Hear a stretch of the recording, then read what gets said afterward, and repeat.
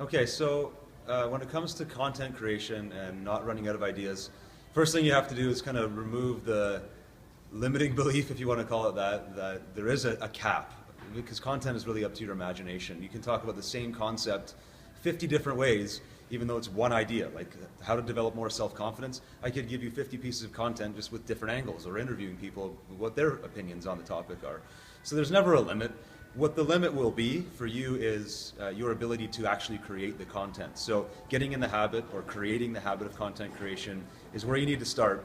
And as you develop your skill of taking ideas or your experiences in life and communicating them via content, that's the first step. So if you're just getting started with content creation or kind of warming up to it, I always tell people to pick the medium that's going to be the path of least resistance. If writing comes naturally to you, stick with writing. Don't worry about becoming a podcaster and doing audio or video.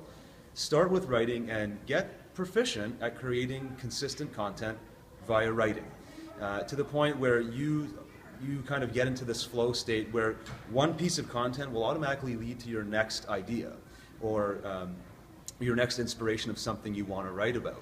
As an example, you came up to me and just simply asked me for an interview for a video you could do. You weren't necessarily ready to shoot a video yourself, but you're creating the content by asking me. As I start writing articles, I might get a comment on that article when I post it on my blog or when I post it on Facebook, and the comment might just trigger something else in my mind that allows me to create my next article. Back in towards the end of 2013, from around September to the end of the year, I did a 100-day content creation challenge for my personal development, motivational style blog. And it's hard to come up with concepts and topics every single day for 100 days, and that's very often what I did. Day one I did a video, and somebody didn't understand what I meant in that video, so day two I kind of clarified my position and had a new point.